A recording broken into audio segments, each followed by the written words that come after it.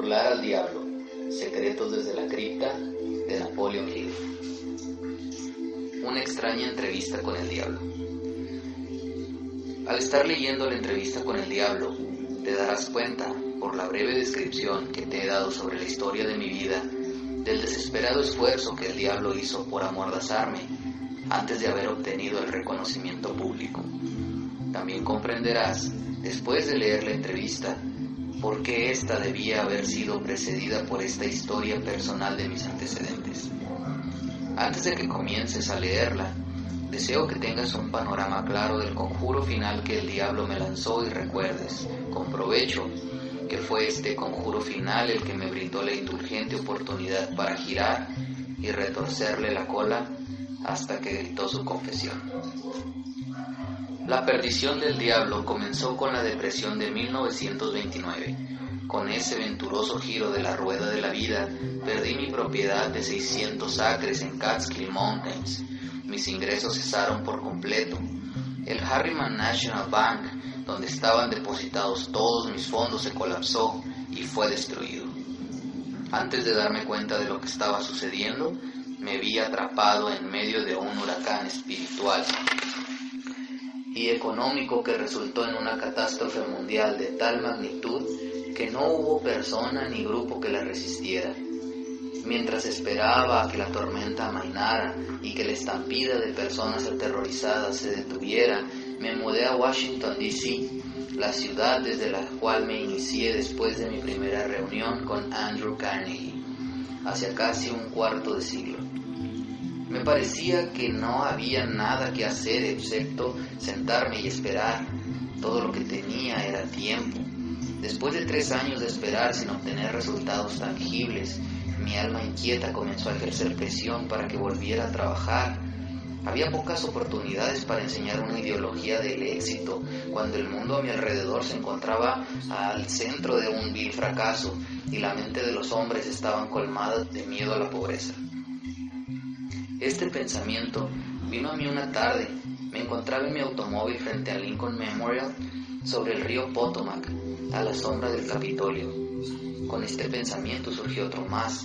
El mundo había escenificado una depresión sin precedentes, sobre la que ningún ser humano tenía el control. Con ello había llegado mi oportunidad para probarle a la organización, a la cual había dedicado una buena parte de mi vida adulta, la ideología de la autodeterminación. Una vez más, tenía la oportunidad de saber si mi ideología era práctica o una simple teoría. También me di cuenta de que había llegado la oportunidad de probar una afirmación que había hecho cientos de veces sobre que toda adversidad trae consigo la semilla de una ventaja correspondiente. ¿Cuáles? Si es que las sabía, me pregunté a mí mismo. Eran mis ventajas de una depresión mundial. Cuando comencé a buscar una dirección hacia cuál dirigirme y poner a prueba mi ideología, hice el descubrimiento más asombroso de mi vida. A través de algún poder extraño que no comprendía, había perdido el valor. Mi iniciativa se había desmoronado, mi entusiasmo se había debilitado. Lo peor de todo es que me sentía totalmente avergonzado al saber que yo era el autor de una ideología de la autodeterminación, porque muy en el fondo de mi corazón sabía, o creía saber, que no podía lograr que mi ideología me sacara del hoyo de la desesperación en la cual me encontraba. Mientras me movía en un estado de consternación mental, el diablo debió haber estado bailando regocijadamente. Por fin tenía al autor de la primera ideología mundial sobre el éxito personal atrapado bajo su dedo pulgar y paralizado por la indecisión. Sin embargo, la oposición del diablo también debió estar trabajando. Mientras estaba sentado frente al Lincoln Memorial, repasando en retrospectiva las circunstancias que tantas veces me había elevado a las grandes alturas del éxito, tan solo para dejarme caer a profundidades similares de desesperación, un pensamiento agradable me fue entregado en la forma de un plan de acción certero, mediante el cual yo creía poder eliminar esa sensación hipnótica de apatía con la que había estado atado. En la entrevista con el diablo, la naturaleza exacta del poder mediante el cual yo había sido despojado de mi iniciativa y valor ya ha sido descrita. Es el mismo poder con el que millones de personas fueron atadas durante la Gran Depresión. Es el arma fundamental con la que el diablo atrapa y controla a los seres humanos. La suma y la sustancia de este pensamiento que vino a mí fue, a pesar del hecho de haber aprendido por parte de Andrew Carnegie y de otras más de 500 personas con semejantes logros comerciales y profesionales, que los logros destacados en todos los ámbitos de la vida surgen a través de la aplicación de la mente maestra, la coordinación armoniosa de dos o más mentes que trabajan con un objetivo definido. No había logrado hacer tal alianza con el objetivo de llevar a cabo mi plan de transmitir al mundo la ideología del éxito personal. A pesar del hecho de haber comprendido el poder de la mente maestra, había olvidado apropiarme y hacer uso de este poder. Había estado trabajando como un lobo solitario en vez de aliarme con otras mentes superiores. Un análisis. Analicemos ahora brevemente la extraña entrevista que estás a punto de comenzar. Algunos lectores se preguntarán después de leerla, ¿en realidad entrevistaste al diablo o simplemente entrevistaste a un demonio imaginario? Algunos desearían tener la respuesta a esta pregunta antes de comenzar la entrevista. Responderé en la única forma sincera que podría responder, diciendo que el demonio que entrevisté puede haber sido real y tal como él proclamaba ser, o puede haber sido una creación de mi propia imaginación. Cualesquiera que haya sido, si fue real o imaginario, es de poca importancia comparado con la naturaleza de la información transmitida a través de la entrevista. La pregunta importante es, ¿acaso la entrevista transmitió una información confiable y que puede ser útil para aquellos que están tratando de encontrar su lugar en el mundo? Si transmite este tipo de información, sin importar si esta es transmitida en forma de hecho o ficción, entonces me parece un serio análisis a través de una atenta locura. No me preocupa en lo más mínimo la verdadera fuente de la información y la verdadera naturaleza del diablo, cuya sorprendente historia estás a punto de leer. Me preocupa solamente el hecho de que la confesión del diablo se ajusta perfectamente con lo que yo he visto de la vida. Creo que la entrevista transmite información prácticamente benéfica para todos aquellos que piensan que la vida no ha sido amigable, y la razón para creerlo es el hecho de que lo que he convertido en el tema central de este libro, que me redituara toda la felicidad que necesito, en la forma que mejor se adapta a mi naturaleza. He experimentado suficientes de los principios mencionados por el diablo para asegurarme que funcionarán exactamente como él dice que lo harán. Eso es suficiente para mí. Así que te traspaso la historia de la entrevista para que en lo posible hagas que pague con útiles dividendos. Quizás te resulte más ventajosa si aceptas al diablo como lo que proclama ser, confiando en que de su mensaje sacarás algo que podrás utilizar y sin preocuparte de quién es el diablo o de si existe o no. Si quieres mi sincera opinión muy personal, creo que el diablo es exactamente lo que él proclama ser. Analicemos ahora su extraña confesión. Después de entrar forzadamente en la conciencia del diablo, el señor Earthbound dio comienzo a la renuente entrevista con preguntas que no podían ser evadidas. Aquí comienza la entrevista con el diablo. Pregunta: he descifrado el código secreto mediante el cual puedo leer sus pensamientos. He venido a hacerle algunas preguntas muy sencillas. Le exijo que me dé respuestas directas y verídicas. ¿Está listo para la entrevista, señor Diablo? Sí, estoy listo, pero debes dirigirte a mí con más respeto. Durante esta entrevista te dirigirás a mí como Su Majestad. ¿Con qué derecho exige semejante deferencia real? Debes saber que controlo al 98% de las personas que habitan tu mundo. ¿No crees que eso me faculta para considerarme una realeza?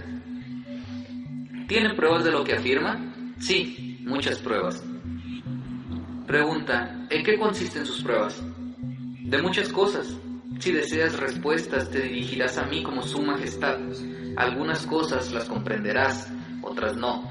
Para que puedas conocer mi punto de vista, describiré yo mismo y corregiré las falsas ideas que la gente tiene sobre mí y de mi morada. Esa es una buena idea, Su Majestad. Comience por decirme dónde vive y descríbame su apariencia física. ¿Mi apariencia física? ¿Por qué? Mi querido señor atado a la tierra, no poseo un cuerpo físico.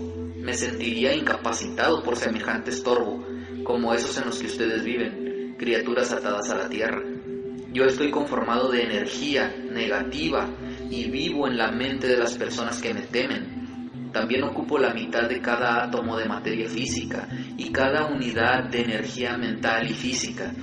Quizás entiendas mejor mi naturaleza si te digo que soy la porción negativa del átomo.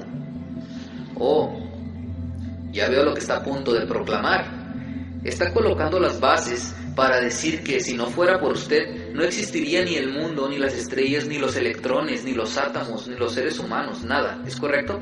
Cierto, absolutamente cierto. Bueno, si usted ocupa solo la mitad de la energía y la materia, ¿quién ocupa la otra mitad? La otra mitad está ocupada por mi oposición. ¿Oposición? ¿A qué se refiere? La oposición es lo que ustedes, atados a la tierra, llaman Dios. ¿Así que tiene el universo dividido con Dios? ¿Es esa su afirmación? No es mi afirmación, sino la realidad actual. Antes de que esta entrevista termine, sabrás por qué es verdad mi afirmación. También comprenderás por qué tiene que ser verdad, o no podría existir ningún mundo como el tuyo, ninguna criatura atada a la tierra como tú. No soy una bestia con una lengua bifurcada y un rabo en pico. Pregunta. Pero usted controla la mente de 98 de cada 100 personas. Usted mismo lo dijo. ¿Quién origina toda la miseria en ese 98% del mundo controlado por el diablo, si no es usted? No he dicho que no provoco toda la miseria del mundo. Por otro lado, me jacto de eso. Me ocupo de representar el lado negativo de todo, incluyendo los pensamientos de ustedes, gente atada a la tierra. ¿De qué otra forma podría controlar a la gente? Mi oposición controla el pensamiento positivo, yo controlo el pensamiento negativo.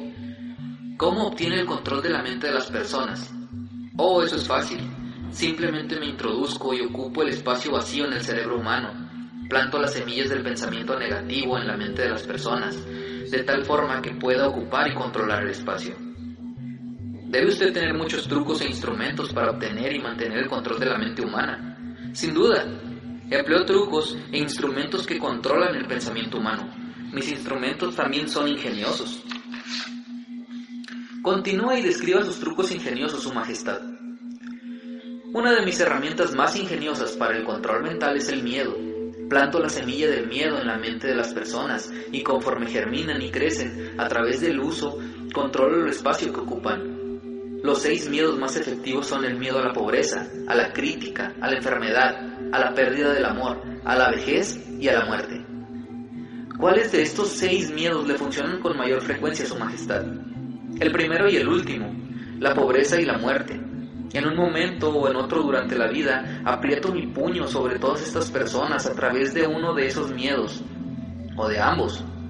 Planto estos miedos en la mente de las personas tan hábilmente que creen que son su propia creación.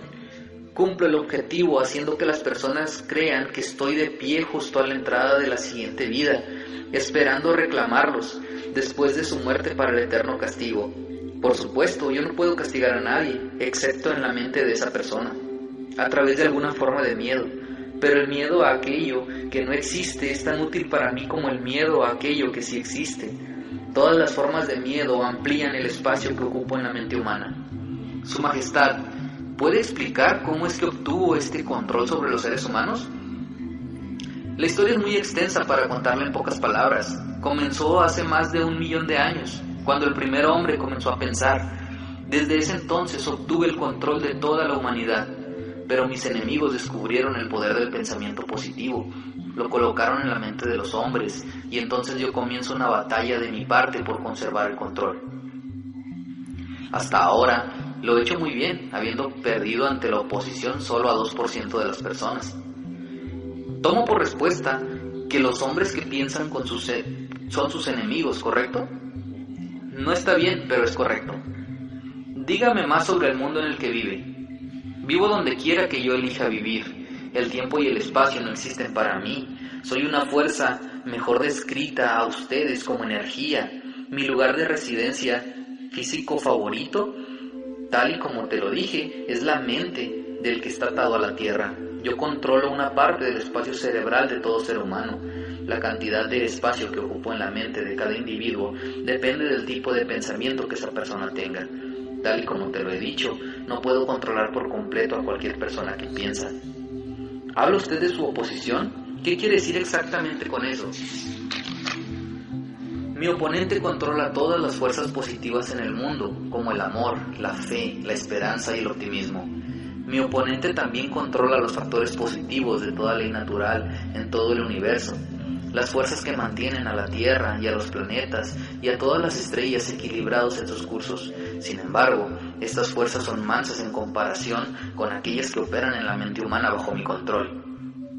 Verás, no busco controlar las estrellas y los planetas, prefiero controlar las mentes humanas. ¿Dónde adquirió su poder y cuáles fueron los medios que la complementan? Complemento mi poder apropiándome del poder mental de los que están atados a la tierra, al pasar por la puerta al momento de la muerte. 98 de cada 100 personas que regresan a mi plano desde el plano terrenal son tomadas por mí y su poder mental se complementa con mi ser. Obtengo a todo aquel que llega con cualquier forma de miedo. Verás, trabajo constantemente preparando la mente de las personas antes de que la muerte pueda apropiarse de ellas cuando regresen a mi plano. ¿Me puede decir cómo es que lleva a cabo su trabajo de preparar las mentes humanas para poder controlarlas? Cuento con infinidad de formas de ganar el control de las mentes humanas mientras se encuentran todavía en el plano terrenal. Mi mejor arma es la pobreza. Deliberadamente desanimo a las personas a que acumulen riquezas materiales, porque la pobreza desanima a los hombres a pensar y a hacerles presas fáciles para mí. Mi otra mejor amiga es la enfermedad. Un cuerpo enfermo desanima el pensamiento. También cuento con miles de obreros en la tierra que me ayudan a ganar el control de las mentes humanas. Tengo a todos estos agentes posicionados en cada invocación. Estos representan a cada raza, a cada doctrina y a cada religión. ¿Quiénes son sus principales enemigos sobre la tierra, Su Majestad? Todos aquellos que animan a las personas a pensar y a actuar por sí mismos son mis enemigos. Hombres como Sócrates, Confucio, Voltaire, Emerson, Thomas Paine y Abraham Lincoln. Y tú no estás haciéndome ningún bien tampoco. ¿Es verdad que utiliza a los hombres acaudalados? Como ya te lo dije, la pobreza es siempre mi amiga porque desestimula la independencia del pensamiento y estimula el miedo en la mente de los hombres. Algunos hombres acaudalados sirven a mi causa, mientras que otros me provocan un enorme daño, dependiendo de cómo se utilice esa riqueza. La enorme fortuna de Rockefeller, por ejemplo, es uno de mis peores enemigos. Eso es interesante, Su Majestad. ¿Podría decirme por qué le teme a la fortuna de Rockefeller más que a otras? El dinero de Rockefeller está siendo utilizado para aislar y vencer enfermedades del cuerpo físico en todas partes del mundo. La enfermedad siempre ha sido una de mis armas más efectivas. El miedo a la enfermedad aparece en segundo lugar después del miedo a la pobreza.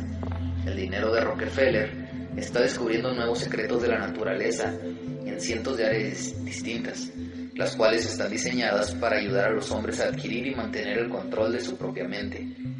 Está impulsando nuevos y mejores métodos para alimentar, vestir y albergar a las personas. Está exterminando a los barrios bajos de las grandes ciudades, los sitios donde se encuentran mis aliados favoritos. Está financiando campañas para un mejor gobierno y ayudando a erradicar la deshonestidad en la política. Está ayudando a establecer estándares más altos en la práctica mercantil y alentando a los hombres de negocios conducir sus empresas por la regla de oro, y eso no le hace a mi causa ningún bien. ¿Y qué pasa con estos niños y niñas que se dice están en el camino al infierno? ¿Los controla? Bueno, podría responder esa pregunta solo con un sí o un no. He corrompido la mente de los jóvenes enseñándolos a beber y a fumar, pero me tienen confundido por su tendencia a pensar por sí mismos. ¿Dice usted que ha corrompido la mente de los jóvenes con licor y cigarrillos? Puedo entender cómo es que el licor puede destruir el poder del pensamiento independiente, pero no veo que tienen que ver los cigarrillos en ayudar a su causa. Quizá no lo sepas, pero los cigarrillos destruyen el poder de la persistencia, destruyen el poder de la resistencia, destruyen la capacidad de concentración, disminuyen y socavan la capacidad de ingenio y ayudan, de otras maneras, a evitar que las personas utilicen su mente de manera más efectiva. ¿Sabías que tengo a millones de personas, jóvenes y ancianos de ambos sexos, que fuman 2 cajetillas de cigarrillos al día? Eso significa que tengo millones de personas que están destruyendo poco a poco su poder de resistencia. Algún día agregaré a su hábito del cigarrillo otros hábitos que destruyen el pensamiento, hasta haber ganado el control de sus mentes. Los hábitos vienen en pares, tercias y cuádruples. Cualquier hábito que debilita nuestra fuerza de voluntad invita a muchos de sus comparativos a que entren y tomen posesión de la mente. El hábito del cigarrillo no solo disminuye el poder de resistencia y desalienta la persistencia, sino que invita a la holgura de otras relaciones humanas. Nunca pensé que el cigarrillo fuese una herramienta de destrucción, Su Majestad. Sin embargo, su explicación arroja una luz distinta sobre el tema. ¿Cuántos conversos al hábito proclama usted ahora? Estoy orgulloso de mi récord. Millones son ahora víctimas y el número incrementa cada día. Pronto tendré a casi todo el mundo sucumbiendo al hábito. En miles de familias ahora tengo seguidores del hábito, incluyendo a cada miembro de la familia. Niños y niñas muy jóvenes están comenzando a adquirir el hábito. Están aprendiendo a fumar por el ejemplo de sus padres y sus hermanos y hermanas mayores. ¿Cuál considera usted que es la principal herramienta para ganar el control de las mentes humanas? ¿Los cigarrillos o el licor? Sin duda diría que los cigarrillos.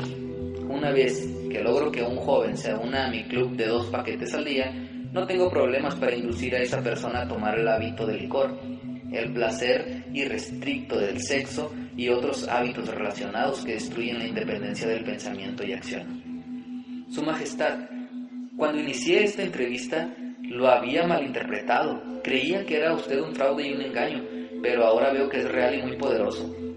Acepto tus disculpas, pero no te hubieras tomado la molestia.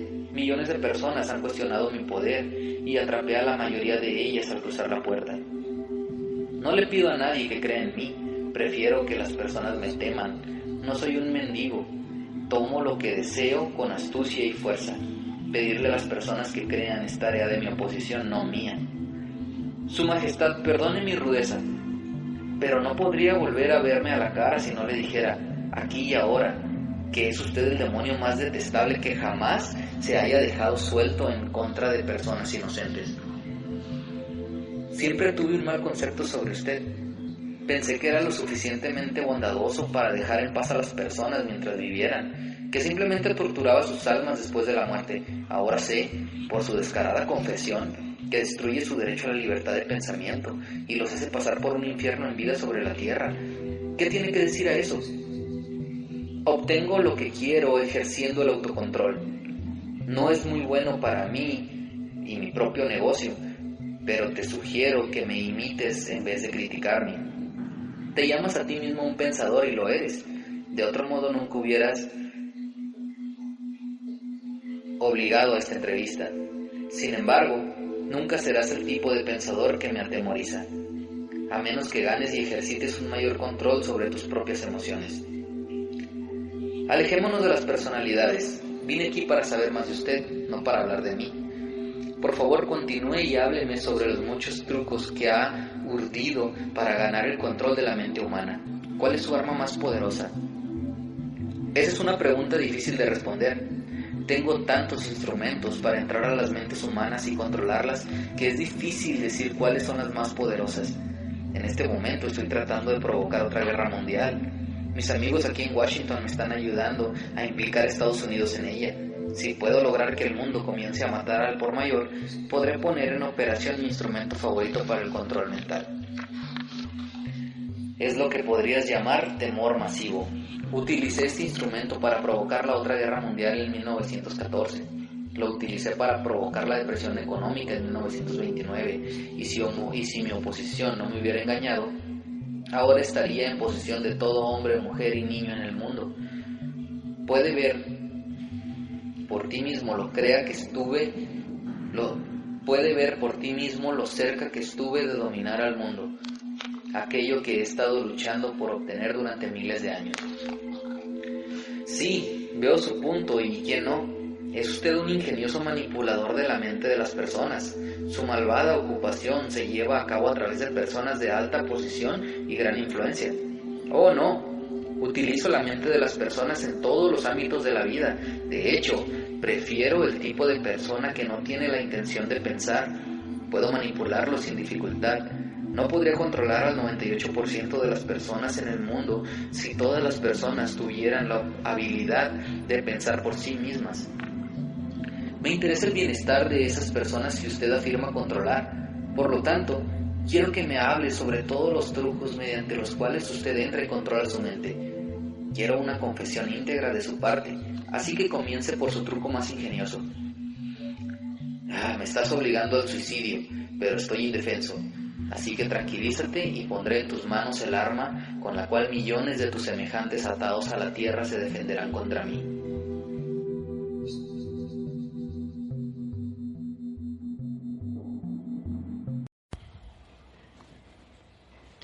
Capítulo 4. Vagando con el diablo. Pregunta. Cuénteme primero sobre su truco más ingenioso, aquel que utiliza para atrapar al mayor número de personas. Si me obligas a entregar ese secreto, significará mi pérdida de millones de personas que aún viven y miles de millones que aún no nacen. Te suplico que me permitas pasar por alto esta pregunta. Vaya, así que su majestad el diablo le teme a una humilde criatura atada a la tierra, ¿es correcto? No está bien, pero es correcto. No tienes derecho a robarme mi herramienta profesional más necesaria. Por millones de años he dominado a las criaturas atadas a la tierra a través del miedo y de la ignorancia. Ahora vienes y evitarás que utilice estas herramientas al obligarme a decir cómo las utilizo. ¿No te das cuenta de que me obligarás a soltar a aquellos que presten atención a esta confesión que me estás forzando a dar? ¿No tienes piedad? ¿No tienes sentido del humor? ¿No tienes espíritu deportivo? Deje de andarse con rodeos, comience a confesar. ¿Quién es usted para pedirle clemencia a quien destruiría si pudiera? ¿Quién es usted para hablar de espíritu deportivo y de sentido del humor? Usted, quien mediante su propia confesión ha preparado un infierno en vida sobre la tierra, en donde castiga a personas inocentes a través de sus miedos y su ignorancia. En cuanto a que me dedique a mis asuntos, es justamente lo que estoy haciendo al obligarlo a decir cómo controla a las personas a través de sus propias mentes. Mi asunto, si puede llamarse asunto, es ayudar a abrir las puertas de las prisiones autoerigidas y en la que las personas, hombres y mujeres, están confinados debido a los miedos que ha implantado usted en sus mentes. Mi principal arma sobre los seres humanos consiste de dos principios secretos mediante los cuales gano el control de sus mentes. Hablaré primero del principio del hábito, a través del cual entro silenciosamente en la mente de las personas. A trabajar a través de este principio, implanto el hábito. Desearía poder evitar esta palabra, de vagar. Cuando una persona comienza a vagar sobre cualquier tema, se dirige justo hacia las puertas de lo que ustedes, atados a la tierra, llaman infierno. Pregunta. Describa todas las formas en las que induce a las personas a vagar. Defina la palabra y díganos exactamente a qué se refiere. Puedo definir mejor la palabra vagar, diciendo que las personas que piensan por sí mismas nunca divagan, mientras que aquellas que piensan poco o nada por sí mismos son indecisas. Un vagabundo es aquel que permite ser influenciado y controlado por circunstancias externas. Preferiría dejarme ocupar su mente y pensar por él en lugar de tomarse la molestia de pensar por sí mismo. Un vagabundo es aquel que acepta cualquier cosa que la vida le arroje sin protestar ni combatir. No sabe lo que quiere de la vida y pasa su tiempo obteniendo solo eso. Un vagabundo tiene muchas opiniones, pero no son propias. Muchas de ellas se las doy yo. Un vagabundo es aquel que mentalmente es un perezoso para utilizar su propio cerebro. Por esa razón, yo puedo tomar el control del pensamiento de las personas e implantar mis propias ideas en sus mentes. Creo entender lo que es un vagabundo. Hábleme sobre los hábitos precisos que las personas mediante los cuales los induce a vagar por la vida. Comience por decirme cuándo y cómo obtiene primero el control de la mente de una persona. Mi control sobre la mente de un ser humano lo obtengo mientras la persona es joven. Algunas veces implanto las bases antes de que el dueño nazca. Esto lo hago manipulando la mente de los padres. Algunas veces voy más allá y preparo a las personas para mi control a través de lo que ustedes, atados a la tierra, llaman herencia física. Por lo tanto, verás que tengo 2 aproximaciones a la mente de una persona. Sí, continúe y describa estas 2 puertas por las que entra y controla las mentes de los seres humanos. Tal y como te lo he dicho, ayudo a traer al mundo a personas con cerebros débiles, concediéndoles antes de nacer la mayor cantidad posible de debilidades de sus ancestros. Ustedes le llaman a este principio herencia física. Después de que las personas nacen, utilizo lo que ustedes, atados a la tierra, llaman ambiente, como un medio para controlarlas. Aquí es donde el principio del hábito hace su aparición. La mente no es más que la suma total de nuestros hábitos. Uno a uno entro en la mente e implanto los hábitos, los cuales llevan finalmente a mi absoluto dominio de la mente. Hábleme sobre los hábitos más comunes mediante los cuales controla las mentes de las personas, Su Majestad. Ese es uno de mis trucos más ingeniosos. Entro en las mentes a través de pensamientos que creen propios. Los más útiles para mí son el miedo, la superstición, la avaricia, la ambición, la lujuria, la venganza, la ira, la vanidad y la evidente pereza. A través de uno o más de estos trucos puedo entrar a cualquier edad, pero obtengo mejores resultados cuando me hago cargo de una mente mientras ésta es joven, antes de que su dueño haya aprendido a cerrar cualquiera de estas 9 puertas. Entonces puedo instalar hábitos que mantengan las puertas abiertas para siempre. Estoy comprendiendo sus métodos.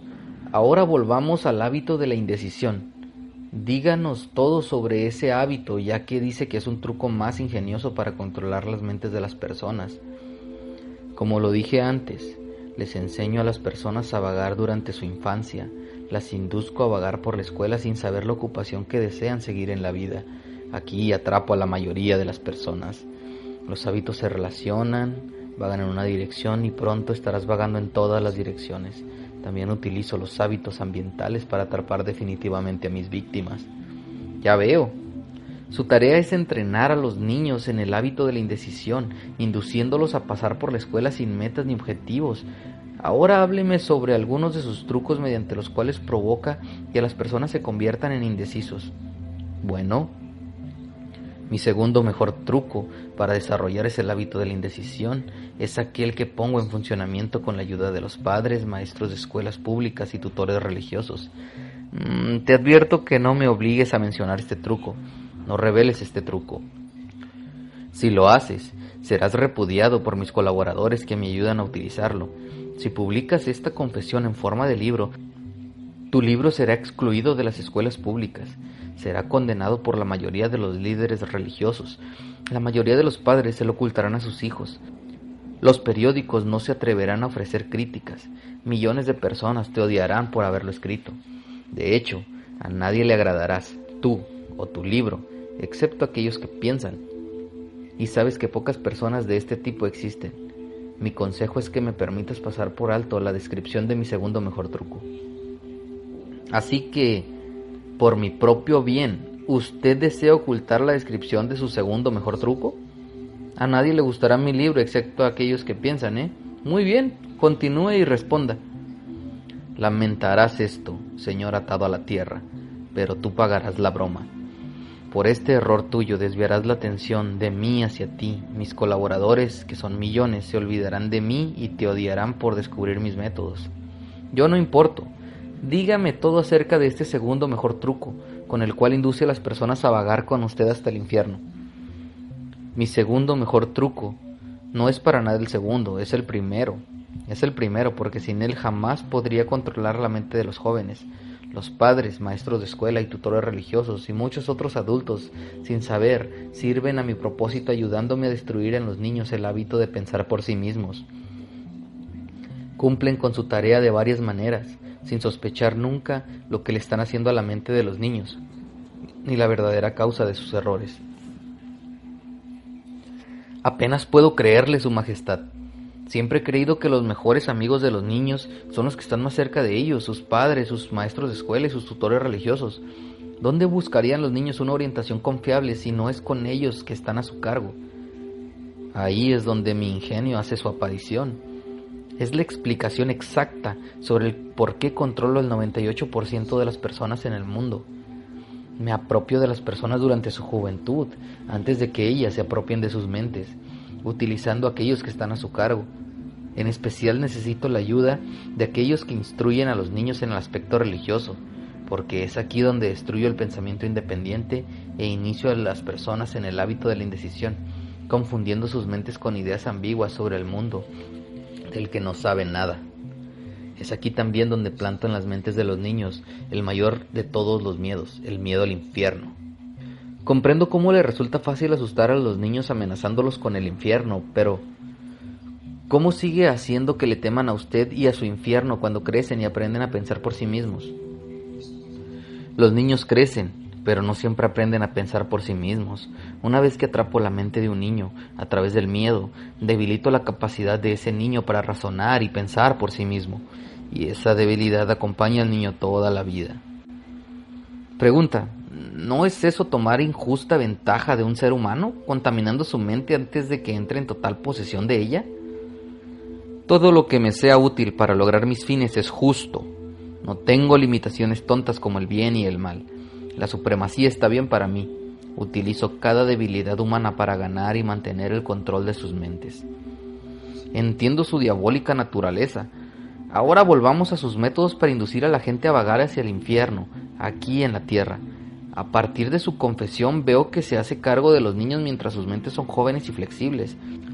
Dígame más acerca de cómo utiliza a los padres, a los maestros y a los tutores religiosos para hacer que las personas deambulen. Uno de mis mejores trucos favoritos es coordinar los esfuerzos de padres y tutores religiosos para que trabajen juntos en ayudarme a destruir el poder de los niños de pensar por sí mismos.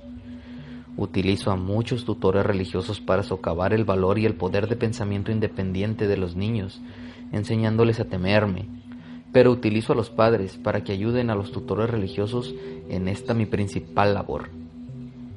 ¿Cómo ayudan los padres a los tutores religiosos a destruir el poder de sus hijos de pensar por sí mismos? Nunca escuché tal monstruosidad, Su Majestad. Llevo a cabo esto a través de un truco muy ingenioso. Provoco que los padres les enseñen a sus hijos a creer, igual que ellos, los padres, creen, en conexión con la religión, la política, el matrimonio y otros temas importantes. De esta forma, como puedes ver, al ganar el control de la mente de una persona, puedo fácilmente perpetuar el control provocando que esa persona me ayude a fijarlo en la mente de sus hijos. ¿De qué otras maneras utiliza usted a los padres para convertir a sus hijos en indecisos, Su Majestad? Provoco que los niños se conviertan en indecisos siguiendo el ejemplo de sus padres, a muchos de los cuales ya he atrapado y confinado y eternamente entrarán en mi causa. En algunas partes del mundo domino las mentes de los niños y doblego su fuerza de voluntad exactamente de la misma manera en que los hombres quebrantan y doblegan a los animales de poca inteligencia. No hay diferencia alguna para mí sobre cómo se doblega la voluntad de un niño mientras éste le tema algo. Entraré en su mente a través de ese miedo y limitaré el poder del niño a pensar de manera independiente. Pareciera que se desviará usted de su camino para evitar que las personas piensen, Su Majestad. Sí, el pensamiento certero es la muerte para mí. No puedo existir en las mentes de aquellos que piensan de manera certera. No me importa que las personas piensen mientras lo hagan en términos de temor, desánimo, desesperanza y destrucción. Cuando comienzan a pensar en términos constructivos de fe, valor, esperanza y certidumbre de propósitos, de inmediato se convierten en aliados de mi oposición y por lo tanto una pérdida para mí. Estoy comenzando a entender cómo es que usted gana el control de las mentes de los niños a través de la ayuda de sus padres y de los trucos religiosos, pero no veo cómo los maestros de escuela le ayudan a esta detestable labor. Los maestros de escuela me ayudan a obtener el control de las mentes de los niños, no con lo que les enseñan, sino con lo que no les enseñan. Todo el sistema escolar público está tan controlado que ayuda a mi causa, enseñándoles casi todo excepto cómo utilizar su propia mente y pensar de manera independiente.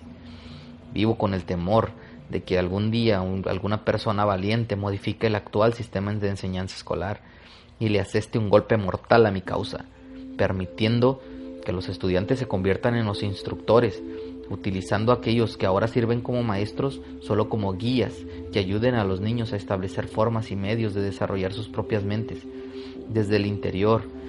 Cuando ese tiempo llegue, los maestros de escuela ya no pertenecerán a mi equipo. Tenía la impresión que el objetivo de toda escuela era ayudar a los niños a pensar. Ese puede ser el objetivo de la enseñanza, pero el sistema en la mayoría de las escuelas en el mundo no lleva a cabo ese objetivo. A los estudiantes se les enseña no a desarrollar y utilizar sus propias mentes, sino a adoptar y utilizar los pensamientos de otros. Este tipo de enseñanza destruye la habilidad del pensamiento independiente, excepto en los casos raros en que los niños confían tan definitivamente en su propia fuerza de voluntad que se rehúsan a permitir que otros piensen por ellos. El pensamiento certero es asunto de mi oposición, no mío. ¿Qué relación, si es que existe alguna, tiene su oposición con los hogares, las iglesias y las escuelas? Su respuesta a esta pregunta será muy interesante. Aquí es donde hago uso de otro de mis trucos ingeniosos. Provoco que parezca que todo lo que hacen los padres, los maestros y los tutores religiosos está siendo hecho por mi oposición. Esto desvía la atención de mí mientras manipulo las mentes de los jóvenes. Cuando los tutores religiosos intentan enseñarles a los niños las virtudes de mi oposición, generalmente lo hacen a través del miedo, al mencionarles mi nombre. Es todo lo que pido de ellos. Enciendo la llama del miedo, en tales proporciones que destruye el poder del niño de pensar acertadamente. En las escuelas públicas, los maestros prosiguen mi causa, manteniendo a los niños tan ocupados, atiborrando sus mentes con información sin importancia, que no tienen oportunidad de pensar acertadamente ni de analizar correctamente aquello que sus maestros les enseñan. ¿Afirma usted, Su Majestad, que todos aquellos que están atrapados por el hábito de la indecisión están a favor de su causa? No. La indecisión es solo uno de mis trucos a través de los cuales domino el poder del pensamiento independiente. Antes de que un vagabundo sea de mi propiedad, debo motivarlo y atraparlo como un truco. Te hablaré de este otro truco después de que termine de describir mis métodos para convertir a las personas en vagabundas. Quiere decir que tiene un método mediante el cual puede hacer que las personas vaguen tan lejos de la autodeterminación que nunca puedan salvarse a sí mismas. Sí, un método definitivo y tan efectivo que nunca falla. Puedo entender que afirma usted que su método es tan poderoso que su oposición no puede reclamar a aquellos a quienes usted ha atrapado de manera permanente a través de la indecisión. Afirmo justamente eso. ¿Acaso piensas que controlaría a tanta gente si mi oposición pudiera impedirlo? Nada puede evitar que controle a las personas excepto las personas mismas. Nada puede detenerme excepto el poder de pensamiento certero. Las personas que piensan acertadamente no divagan sobre cualquier tema. Reconocen el poder de su propia mente. Además, toman el control de ese poder y no se lo entregan a ninguna persona ni influencia. Continúeme y dígame más acerca de los métodos mediante los cuales hace que las personas vaguen hacia el infierno con usted. Provoco que las personas divaguen sobre cualquier tema a través de lo cual puedo controlar el pensamiento y las acciones independientes. Toma el tema de la salud, por ejemplo. Yo provoco que casi todas las personas coman demasiado y el tipo inadecuado de alimentos. Esto provoca indigestión y destruye el poder de pensar de manera certera. Si las escuelas públicas y las iglesias les enseñaran a los niños más sobre la adecuada alimentación, le harían a mi causa un daño irreparable. Matrimonio. Provoco que hombres y mujeres divaguen hacia el matrimonio sin un plan u objetivo diseñado para convertir la relación en armonía. Este es uno de mis métodos más efectivos para inducir a las personas en el hábito de la indecisión. Provoco que las parejas discutan entre sí por cuestiones de dinero, por la educación de sus hijos. Les implico en controversias desagradables sobre las relaciones íntimas y en desacuerdos sobre las amistades, las actividades sociales. Los mantengo tan ocupados, echándose la culpa el uno al otro, que nunca tienen tiempo para hacer nada más, el tiempo suficiente para romper el hábito de la indecisión. Ocupación. Les enseño a convertirse en indecisos, haciendo que abandonen la escuela por el primer trabajo que encuentran, sin una meta o propósito definido, excepto para ganar lo suficiente para sobrevivir. A través de este truco, mantengo a millones de personas con el miedo a la pobreza durante toda su vida. A través de este miedo les conduzco lenta pero certeramente hasta el punto en el que ningún individuo ha podido romper el hábito de la indecisión. Ahorros. Provoco que las personas gasten dinero libremente y ahorren escasamente o nada, hasta que tomo el control total sobre ellas a través de su miedo a la pobreza. Ambiente. Provoco que las personas entren en un ambiente inarmónico y desagradable en el hogar, en sus lugares de trabajo, en la relación con sus parientes y conocidos, y que permanezcan ahí hasta que los reclamo a través del hábito de la indecisión. Pensamientos dominantes. Provoco que las personas adopten el hábito de tener pensamientos negativos. Esto lleva a acciones negativas e implica a las personas en controversias y llena su mente de miedos, preparando el camino para que yo entre y controle su mente. Al entrar, lo hago atrayendo a las personas a través del pensamiento negativo, que ellas toman como propio. Planto en sus mentes las semillas del pensamiento negativo a través del púlpito, de los periódicos, de las películas, de la radio y de otros métodos populares que les son agradables a la mente. Provoco que las personas me permitan pensar por ellas, porque son demasiado perezosas y demasiado apáticas para pensar por sí mismas. Su Majestad, concluyo por lo que usted dice que la indecisión y la desidia son lo mismo. ¿Esto es verdad? Sí, es correcto. Cualquier hábito que provoque nuestra desidia, evitar que lleguemos a una decisión definitiva, lleva al hábito de la indecisión. Pregunta, ¿el hombre es la única criatura que divaga? Sí, todas las demás criaturas se mueven en respuesta a las leyes definitivas de la naturaleza. El hombre mismo desafía las leyes de la naturaleza y divaga a voluntad. Todo lo que se encuentra fuera de la mente de los hombres está controlado por mi oposición, por leyes tan definitivas que la indecisión es imposible. Yo controlo la mente de los hombres simplemente por su hábito de indecisión, el cual es simplemente otra forma de decir que controlo la mente de los hombres, solo porque se rehúsan o se niegan a controlar y utilizar sus propias mentes. Esto se está convirtiendo en una materia muy profunda para un simple ser humano. Volvamos a la discusión de algo menos abstracto.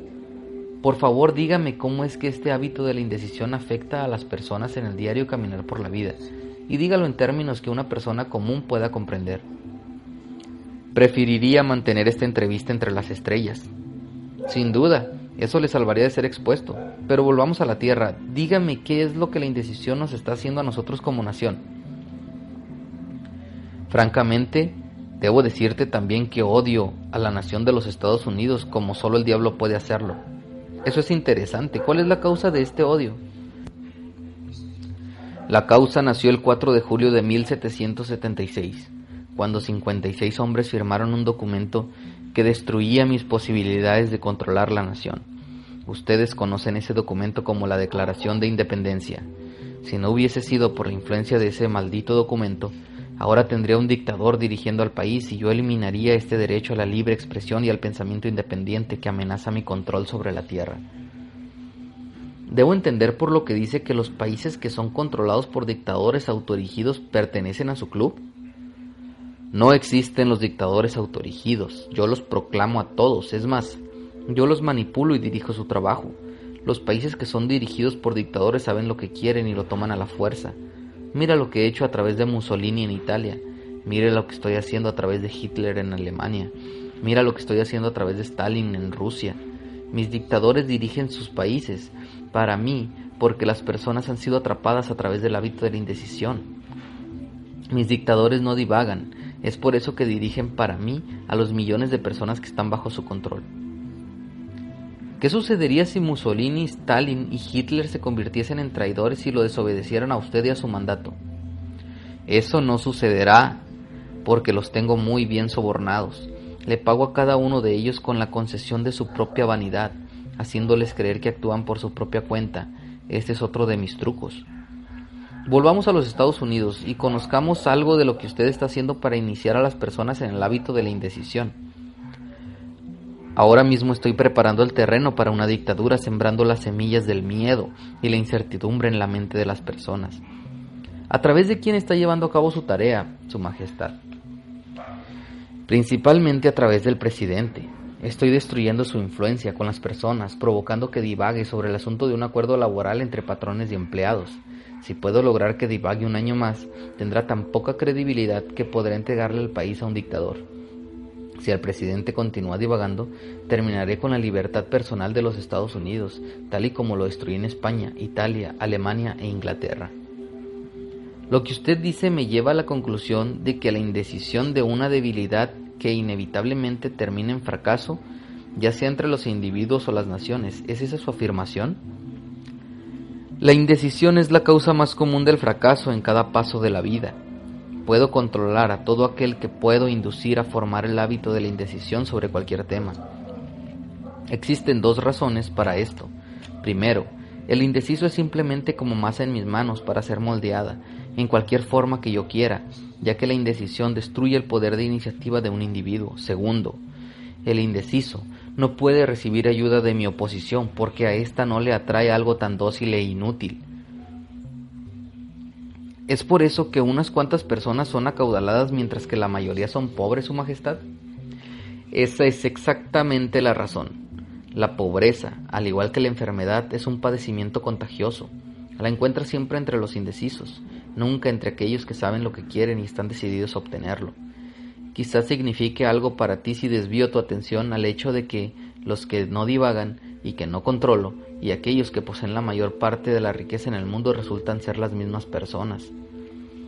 Siempre había sabido que el dinero era la raíz de todo mal, que el pobre y el humilde heredarían el paraíso, mientras que el acaudalado pasaría a sus manos. ¿Qué tiene que decir a esta afirmación? Los hombres que saben cómo obtener las cosas materiales de la vida, por lo general, saben también cómo mantenerse lejos de las manos del diablo. La habilidad para adquirir cosas es contagiosa. Los indecisos no adquieren nada excepto aquello que nadie más desea.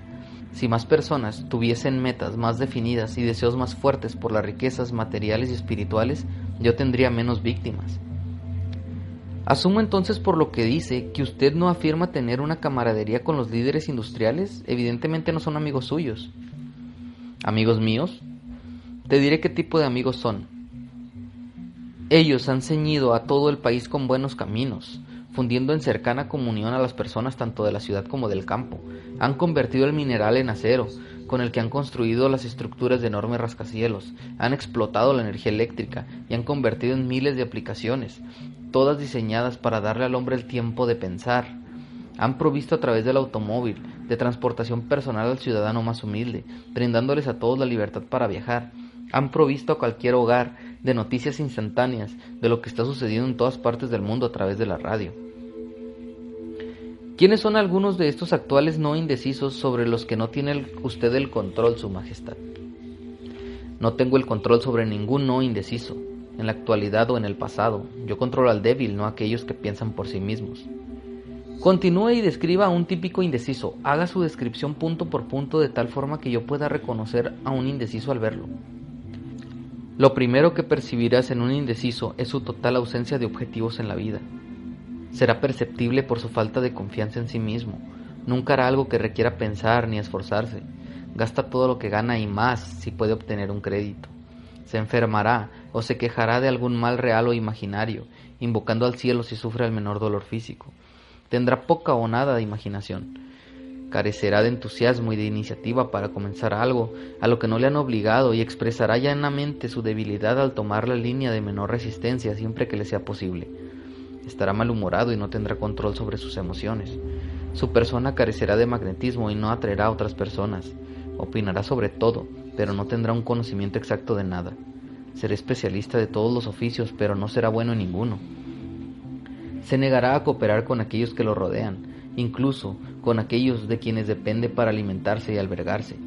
Cometerá el mismo error una y otra vez sin aprender nunca el fracaso. Será de mente estrecha e intolerante ante todos los temas, listo para crucificar a aquellos que discrepen con él. Esperará todo de los demás, pero estará dispuesto a dar poco o nada a cambio. Iniciará muchas cosas, pero no concluirá nada. Condenará en voz alta a su gobierno, pero nunca te dirá en definitiva cómo puede mejorar. Nunca tomará decisiones sobre algo si puede evitarlo, y si es obligado a decidir, se retractará en la primera oportunidad. Comerá demasiado y se ejercitará muy poco. Beberá licor y si alguien más lo paga. Apostará si puede hacerlo a plazos. Criticará a aquellos que están logrando triunfar en su profesión. En resumen, el indeciso se esforzará más por pensar de lo que otros se esfuerzan para ganarse la vida. Mentirá en vez de admitir su ignorancia en cualquier tema. Si trabaja para otros, los criticará a sus espaldas y los adulará en su cara. Me ha dado usted una descripción gráfica del indeciso. Por favor, describa ahora al no indeciso, de tal forma que pueda yo reconocer al verlo. La primera señal del no indeciso es esta: siempre está ocupado en hacer algo determinado, a través de un plan bien trazado y que es definitivo. Tiene un objetivo mayor en la vida, por el que está siempre trabajando, y muchos objetivos menores, los cuales lo llevan hacia su proyecto central. El tono de su voz, la agilidad de sus pasos, la chispa en su mirada, la rapidez de sus decisiones, claramente lo señalan como una persona que sabe exactamente lo que quiere y que está decidida a obtenerlo, sin importar cuánto tiempo le lleve o qué precio debe pagar. Si le haces preguntas te dará respuestas directas y nunca cae en evasivas ni en subterfugios. Hace favores a los demás, pero acepta favores a cuentagotas o ninguno. Siempre se encontrará al frente si está en un juego o luchando en una batalla. Si no conoce las respuestas, lo dirá con franqueza. Tiene buena memoria y nunca ofrece excusas por sus deficiencias. Nunca culpa a otros de sus errores, sin importar que merezcan la imputación. Solía ser conocido como una persona con iniciativa, pero en los tiempos modernos se le conoce como alguien echado para adelante. Lo encontrarás dirigiendo el negocio más grande de la ciudad, viviendo en la mejor calle, manejando el mejor automóvil y haciendo sentir su presencia donde quiera que se encuentre. Es una inspiración para todos aquellos que entran en contacto con su mente. La característica más distintiva del no indeciso es esta: posee una mente propia y la utiliza para todo propósito. ¿Acaso el no indeciso nace con alguna ventaja mental, física o espiritual que le es inaccesible al indeciso? No. La principal diferencia entre el indeciso y el no indeciso es algo que les es accesible a ambos por igual. Es simplemente el derecho privilegiado de ambos a utilizar su propia mente y pensamientos por sí mismos. ¿Qué breve mensaje le enviaría al típico indeciso si deseara usted curarlo de este malvado hábito? Lo exhortaría a despertar y dar. ¿Dar qué? Alguna forma de servicio útil al mayor número de personas posibles. Así que se supone que el no indeciso debe dar, ¿no es así? Sí, si es que espera recibir, y debe dar antes de recibir. Algunas personas dudan de su existencia, Su Majestad. Yo no me preocuparía si fuese tú. Aquellos que están listos para desviarse del hábito de la indecisión reconocerán la autenticidad de esta entrevista por la solidez de sus recomendaciones. Los otros no valen la pena el esfuerzo que requeriría convertirlos. ¿Por qué no intenta usted evitar que publique esta confesión que le estoy arrancando, Su Majestad? Porque esa sería la mejor manera de garantizarte que la publicaras. Tengo un mejor plan para tratar de eliminar la publicación de mi confesión. Te exhortaré a que sigas adelante con la publicación y después me sentaré a verte sufrir cuando alguno de mis fieles indecisos comience a ponerte las cosas candentes. No tendré que negar tu historia, mis seguidores lo harán por mí. Ya verás si no. Capítulo 5. La confesión continúa. Si su confesión se detuviera justo aquí, su declaración sería convincente, pero afortunadamente para millones de sus víctimas que obtendrán su libertad gracias a su confesión, esta entrevista continuará hasta que me haya entregado el arma que finalmente lo contendrá de dominar a las personas a través de sus miedos y sus supersticiones. Recuerde, Su Majestad, su confesión apenas ha comenzado. Hasta que arranque de usted una descripción de los métodos mediante los cuales controla a las personas, lo obligaré también a entregar la fórmula con la que su control se puede interrumpir a voluntad. Es verdad que yo no permaneceré aquí el tiempo suficiente para vencerlo, pero la palabra difundida que dejo atrás será imperecedera, porque contendrá la verdad. Usted no teme la oposición de ningún individuo porque sabe que éste será breve. Sin embargo, le teme a la verdad. Le teme a la verdad y a nada más, porque lenta pero definitivamente le está otorgando a los seres humanos la liberación de cualquier tipo de miedo. Sin el arma del miedo usted estaría indefenso y sería completamente incapaz de controlar a algún ser humano. ¿Esto es cierto o es falso, Su Majestad? Respuesta. No tengo otra alternativa más que admitir que lo que dices es verdad. Pregunta, Su Majestad. Ahora que nos entendemos mutuamente, prosigamos con su confesión. Pero antes de que continuemos, debo hacer un poco de presunción por mi cuenta. Ahora que ya he tenido usted su momento, me limitaré a una pregunta, cuya pregunta me dará la satisfacción que deseo. ¿No es verdad que usted controla solo las mentes de aquellos que han permitido que el hábito de la indecisión se instale en ellos? Sí, es verdad. Ya he admitido esta verdad más de una docena de veces. ¿Por qué me atormentas repitiendo la pregunta? Existe poder en la repetición. Lo estoy obligando a repetir los puntos destacados de su confesión en las formas más distintas posibles, de manera que sus víctimas puedan revisar esta entrevista y determinar su veracidad a través de sus propias experiencias con usted. Ese es uno de mis pequeños trucos. ¿Apruebas mi método? No podrías estarme tendiendo una trampa con el propósito de hacer mayor orientación, ¿o sí? Yo estoy haciendo las preguntas y usted está dando las respuestas. Prosiga y confiese por qué es usted incapaz de evitar que le arranque esta confesión a la fuerza. Deseo tener su confesión para apoyo y tranquilidad de sus víctimas, a quienes intento liberar de su control desde el momento en el que lean su confesión. Soy incapaz de influirte o controlarte, porque has encontrado la entrada secreta a mi reino. Tú sabes que existo solo en la mente de aquellos que temen. Tú sabes que controlo solo a los indecisos que se rehúsan a utilizar sus propias mentes. Sabes que mi infierno está en la tierra y no en el mundo que surge después de la muerte.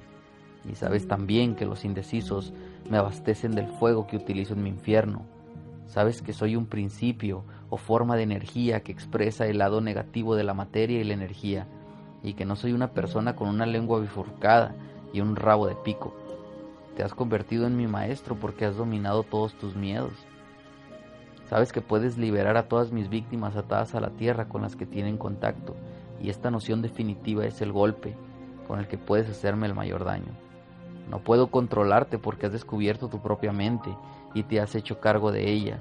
Así pues, Señor atado a la tierra, esta confesión debe alimentar tu vanidad hasta el punto de explosión. Pregunta: ese último dardo era innecesario. El tipo de conocimiento que he utilizado para dominarte no se contamina con el vulgar placer de la vanidad. La verdad es lo único en el mundo que puede soportar el ridículo. Ahora continuemos con su confesión. ¿Qué hay de malo en el principio de la adulación? Usted lo utiliza, ¿no es cierto? Que si lo utilizo, por favor. La adulación es una de mis armas más útiles. Con este mortal instrumento extermino a los pequeños y a los grandes. Su asentamiento me interesa, Su Majestad. Continúe y dígame cómo utiliza la adulación. Hago uso de ella de tantas maneras que es difícil saber dónde empezar. Te advierto, antes de contestar a detalle, que el publicar mis respuestas provocará una avalancha de escarnio en tu cabeza por plantear la pregunta. Aceptaré la responsabilidad, Su Majestad. Continúe, por favor. Bien. Quizás también aquí admita que te has topado con el mayor secreto sobre cómo convertir a las personas hacia el hábito de la indecisión. Ese es un asentamiento sorprendente. Continúe con su confesión y apéguese a este tema de la adulación. Por ahora, ya no más comentarios ni más impertinencias. Cuénteme todo sobre cómo utiliza la adulación para ganar el control sobre las personas. La adulación es un señuelo de incomparable valor para quienes desean obtener el control sobre otros. Contiene poderosas cualidades de atracción porque opera a través de dos de las debilidades humanas más comunes, la vanidad y la egolatría. Existe cierta cantidad de vanidad y egolatría en todos. En algunas personas estas características son tan pronunciadas que literalmente sirven como una cuerda mediante la cual podemos ser atados. La mejor de todas las cuerdas es la adulación. La adulación es el principal señuelo con el cual los hombres seducen a las mujeres. Algunas veces, de hecho, es frecuente que las mujeres utilicen el mismo señuelo para obtener el control de los hombres, en especial de quienes no pueden ser dominados mediante el atractivo físico. Yo les enseño su utilidad tanto a hombres como a mujeres. La adulación es el principal señuelo con el que mis agentes preparan el terreno y ganan la confianza de las personas de quienes adquieren la información necesaria para comenzar la batalla. Siempre que alguien se detiene a alimentar su vanidad a través de la adulación, yo me movilizo y entro para comenzar a crear otro indeciso. Los no indecisos son difíciles de adular. Yo exhorto a las personas a utilizar la adulación en toda relación que sea posible, ya que quienes se ven influidos por ella se convierten en presas fáciles del hábito de la indecisión. ¿Puede usted controlar a quien es sensible a la adulación? Muy fácilmente. Como te lo he dicho, la adulación es de vital importancia para atraer a las personas hacia el hábito de la indecisión. ¿A qué edad las personas son más susceptibles a la adulación, Su Majestad? La edad no tiene nada que ver con nuestra susceptibilidad a la adulación. Las personas responden a ella de una u otra forma, desde el momento en que se vuelven conscientes de su propia existencia hasta que mueren. ¿A través de qué motivo pueden las mujeres ser más fácilmente aduladas? De su vanidad. Dile a una mujer que es hermosa o que se viste bien. ¿Qué motivo es más efectivo para cazar a los hombres, Su Majestad? La egolatría, con una E mayúscula. Dile a un hombre que tiene un cuerpo como Hércules o que es un magnate de los negocios y ronroneará como un gato y sonreirá como una zarigüeya. Después de eso ya sabes lo que pasa. ¿Todos los hombres somos así? Oh, no. 2 de cada 100 mantienen su ego tan completamente bajo control que incluso un experto adulador no podría traspasar su piel con un cuchillo mondador de doble filo. ¿Cómo es que una mujer astuta aplica el arte de la adulación para atraer a los hombres? Por Dios, hombre, ¿acaso tengo que dibujarte un escenario sobre su método? ¿No tienes imaginación? Oh, sí, tengo suficiente imaginación, Su Majestad, pero estoy pensando en los pobres incrédulos en el mundo que necesitan comprender la técnica precisa con la que podrían ser adulados para adquirir el hábito de la indecisión. Continúe y díganos cómo es que una mujer puede casar a hombres ricos y supuestamente inteligentes. Este es un diabólico truco para ponerlo en juego con las mujeres, pero como exiges la información, estoy imposibilitado para ocultarlo. Las mujeres influyen en los hombres a través de una técnica que consiste primero en una habilidad para dar tonos arrulladores e infantiles a sus voces, y segundo, entrecerrando los ojos, lo cual produce un hipnotismo en conexión con la adulación de los hombres. ¿Eso es todo con respecto a la adulación, Su Majestad? No, eso es solo la técnica. Después viene el motivo por el cual una mujer lo utiliza como un señuelo. El tipo de mujer que quizás tiene en mente nunca se vende a un hombre ni nada de lo que le pueda dar. En vez de eso, le vende su propia egolatría. ¿Eso es todo lo que las mujeres utilizan cuando desean adular a los hombres? Esto es lo más efectivo que utilizan. Esta funciona cuando falla el atractivo físico. Así que debo creer que los hombres grandes, fuertes e inteligentes pueden ser estimulados y manipulados a través de la adulación, justo como si fuesen una masa. ¿Acaso es eso posible, Su Majestad? Que si es posible, está sucediendo en cada minuto del día. Es más, a menos que sean no indecisos, mientras más se elevan, más dura les resulta la caída cuando la experta aduladora toma el control. Hábleme sobre alguno de sus trucos con los que provoca que las personas no sean decididas en la vida. Uno de mis trucos más efectivos es el fracaso. La mayoría de las personas comienzan a divagar tan pronto como se encuentran con alguna objeción, y ni uno solo de entre 10,000 seguirán haciendo intentos después de fracasar 2 o 3 veces. Así que es su tarea inducir a las personas a que fracasen siempre que sea posible, ¿correcto? Lo has comprendido bien. El fracaso socava a nuestro espíritu, destruye la confianza en uno mismo, doblega el entusiasmo, entorpece la imaginación y ahuyenta la concreción de objetivos. Sin estas cualidades nadie puede triunfar de manera permanente en ningún proyecto. El mundo ha creado a miles de inventores con capacidad superior a la del fallecido Thomas Alva Edison. Sin embargo, nadie ha escuchado hablar de estos hombres, mientras que el nombre de Edison seguirá existiendo, porque Edison convirtió el fracaso en un escalón hacia el éxito, mientras que los otros lo utilizaron como un pretexto para no dar resultados. ¿Es la capacidad para superar el fracaso sin desanimarse una de las principales cualidades de Henry Ford? Y esta misma cualidad es la misma en todo hombre que alcance el éxito en cualquier empresa. Esta afirmación cubre gran parte del territorio, Su Majestad. ¿No desea usted modificarla o atenuarla un poco en nombre de la precisión? No es necesaria ninguna modificación, porque la afirmación no es tan amplia. Indaga cuidadosamente en las vidas de los hombres y mujeres que alcanzaron el éxito permanente y descubrirás, sin excepción, que sus éxitos han estado en exacta proporción a las veces que superaron el fracaso. La vida de cada persona triunfadora proclama en voz alta aquello que todo filósofo sabe. Cada fracaso trae consigo la semilla de un éxito correspondiente, pero la semilla no germinará ni crecerá bajo la influencia de un indeciso.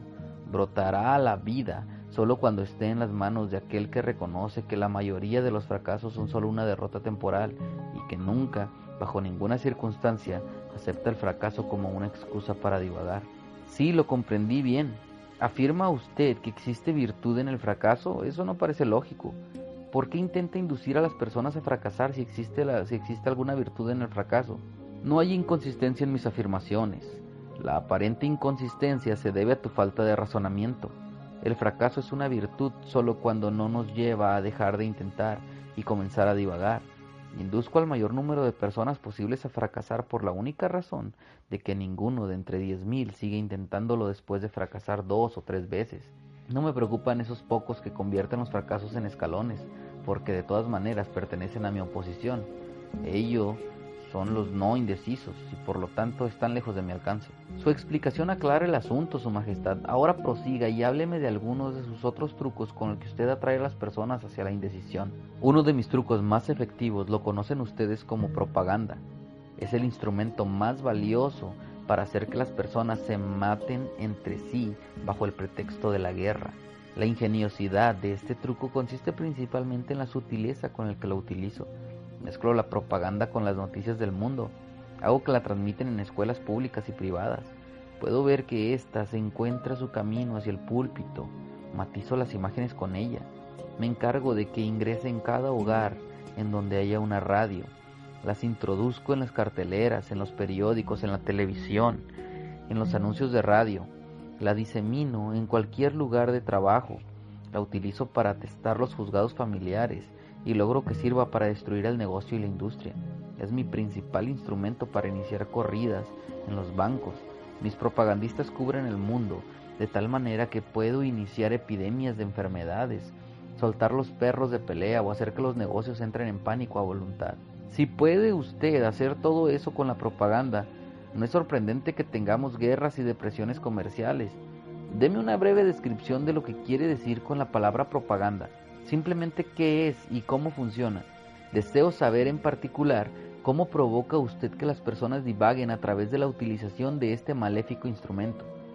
La propaganda es cualquier instrumento, plan o método mediante el cual las personas pueden ser influidas sin saberlo, o bien son la fuente de la influencia.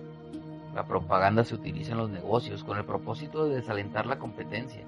Los patrones la emplean para adquirir ventajas sobre sus empleados, quienes se desquitan utilizándola para ganar ventajas sobre sus patrones. De hecho, se utiliza de manera tan global y a través de una técnica tan refinada y estética que se ve tan inofensiva aunque se detecte.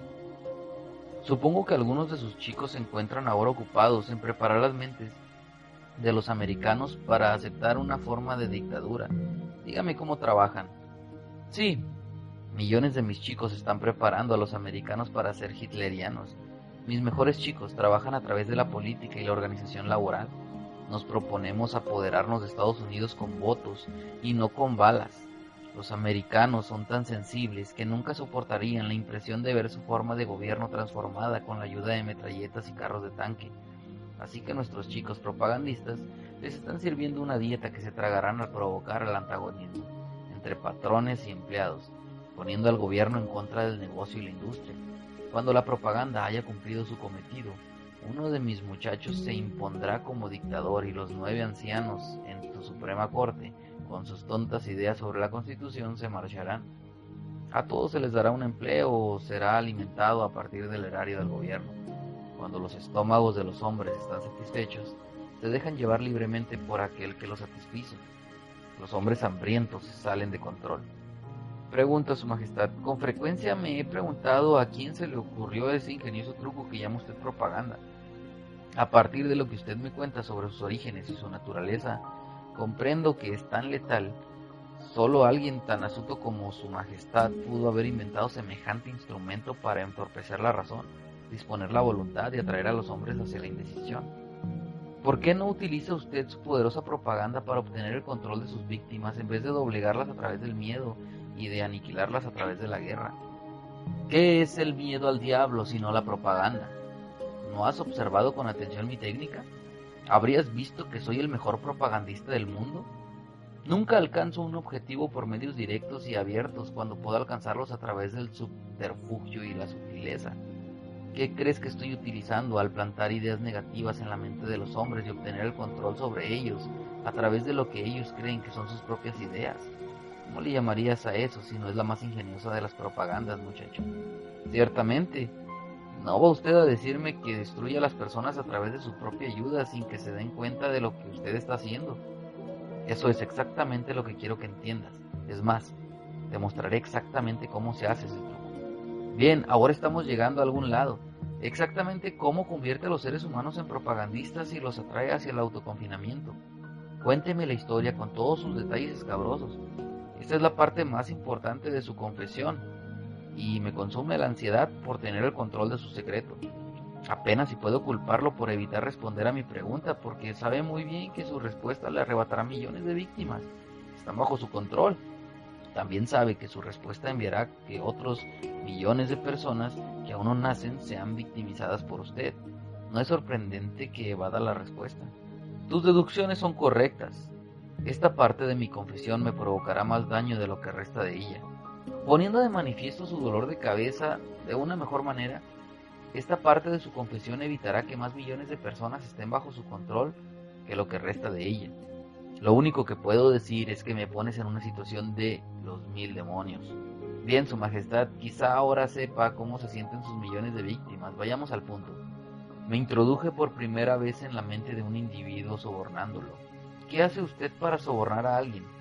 Uso muchas cosas agradables que el individuo ambiciona. Hago el mismo tipo de sobornos que los individuos cuando se sobornan entre sí, es decir, uso como sobornos las cosas que la gente más desea. Mis mejores sobornos son el amor, el anhelo por dar expresión al sexo, la codicia por dinero, la obsesión por apostar, la vanidad entre los hombres, la egolatría, el deseo por ser maestro de otros, el deseo por las bebidas intoxicantes y las drogas, el deseo por expresarse a través de las palabras y actos, imitar, por perpetuar la vida después de la muerte, el deseo por ser un héroe o una heroína, el deseo por el alimento físico. Esa es una lista imponente de sobornos, Su Majestad. ¿Acaso utiliza otros? Muchísimos, pero esos son mis favoritos. A través de una combinación de ellos puedo entrar a la voluntad de la mente de cualquier ser humano de cualquier edad, desde que nace hasta que muere. ¿Quiere decir que estos sobornos son la llave con la cual silenciosamente abrir la puerta hacia cualquier mente que usted elija? Eso es exactamente lo que estoy diciendo que puedo hacer. ¿Qué sucede cuando entra en la mente de una persona que aún no tiene el hábito de la indecisión, pero que pertenece al 98% de los que son posibles indecisos? Me dedico de inmediato a ocupar la mayor parte que me sea posible de la mente de esa persona.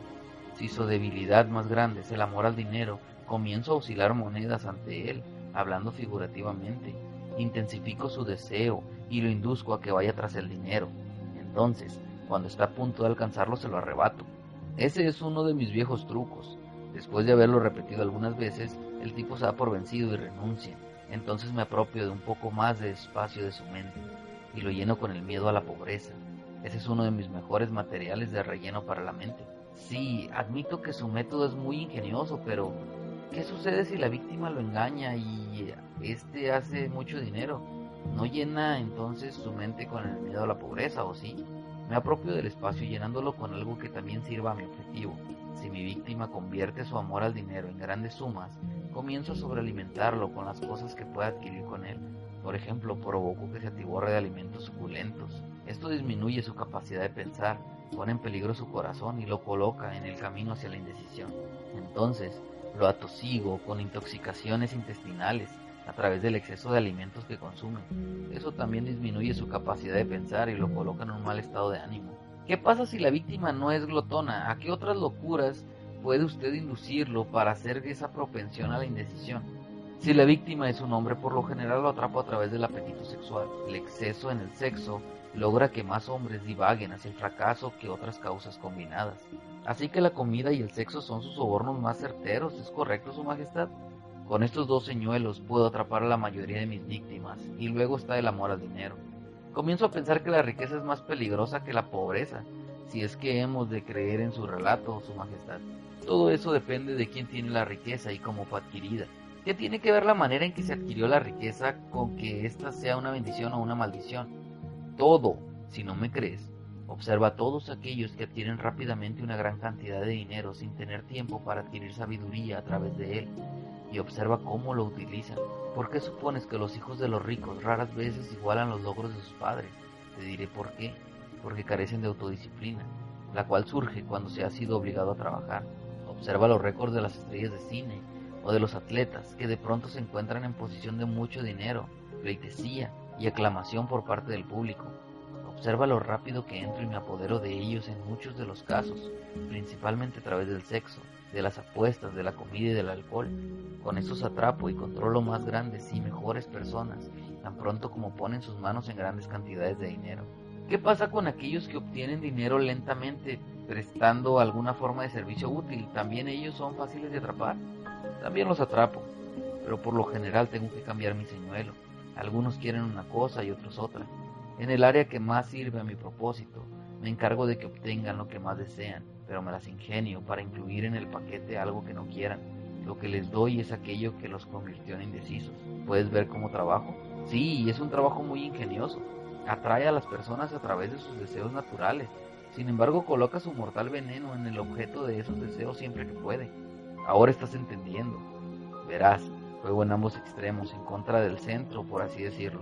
Por todo lo que dice, deduzco que no puede inducir a un no indeciso a que le ayude a ganar el control de su mente trayéndolo con sus sobornos, ¿es correcto? Eso es exactamente correcto.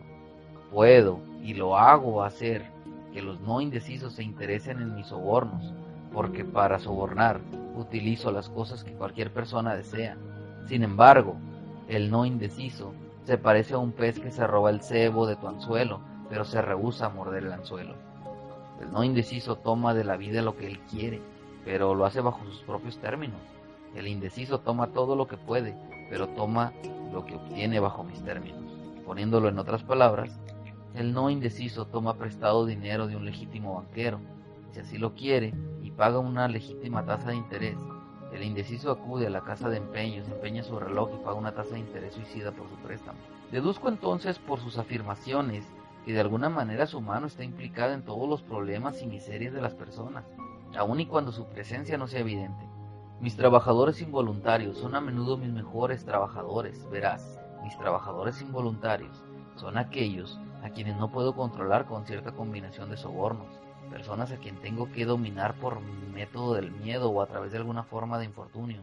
Ellos no desean servirme, pero no pueden evitarlo, porque están internamente atrapados a mí por medio de su hábito de indecisión. Ahora comienzo a comprender mejor su técnica, Su Majestad. Usted soborna a sus víctimas a través de sus deseos naturales y los distrae del camino mientras los induce a convertirse en indecisos, si es que responden a su señuelo. Si se niegan a responder, usted planta la semilla del miedo en sus mentes o los atrapa a través de cierta forma de infortunio y los ata mientras se encuentran deprimidos.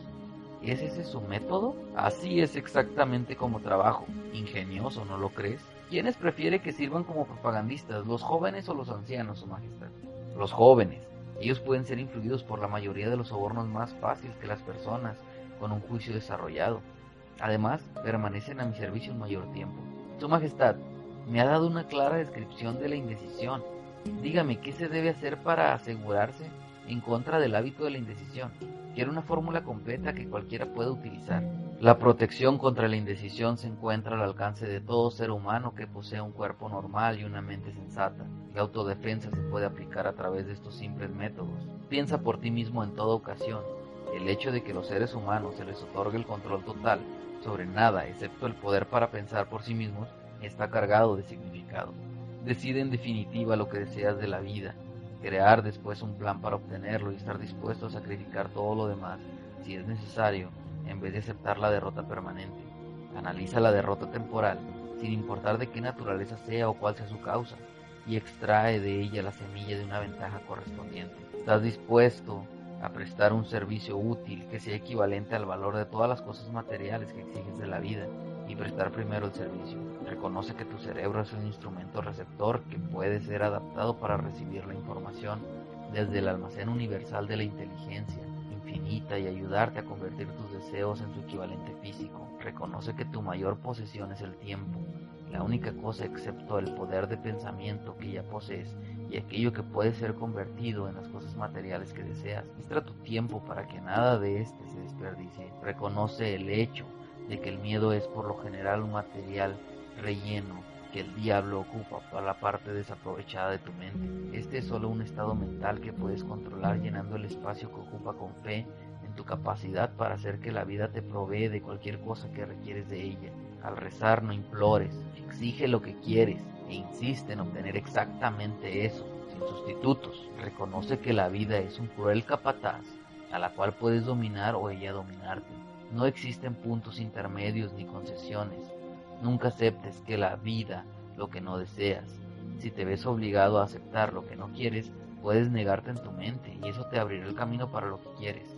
Por último, recuerda que tus pensamientos dominantes atraen a su contraparte física a través de la ley definitiva de la naturaleza, por la ruta más corta y más conveniente. Cuida hacia dónde diriges tus pensamientos. Pregunta, esa lista parece una imposición. Deme una fórmula sencilla que combine esos 10 puntos. Si tuviera que combinar los 10 puntos en uno, ¿cuál sería? Sé decidido en todo lo que haces y nunca dejes pensamientos inconclusos en tu mente. Adopta el hábito de tomar decisiones definitivas en todos los asuntos. Pregunta Su Majestad, ¿se puede romper con el hábito de la indecisión o se hace permanentemente una vez que se ha creado? El hábito se puede romper si la víctima posee suficiente fuerza de voluntad, suponiendo que se haga a tiempo. Existe un punto más allá del cual no puede romperse el hábito.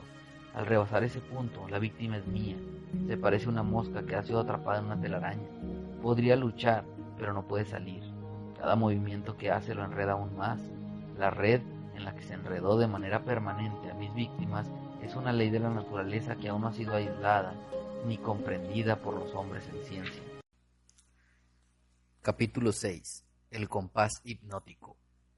Pregunta: ¿cuál es esta misteriosa ley a través de la cual toma el control permanente del cuerpo de las personas, incluso antes de apropiarse de sus almas?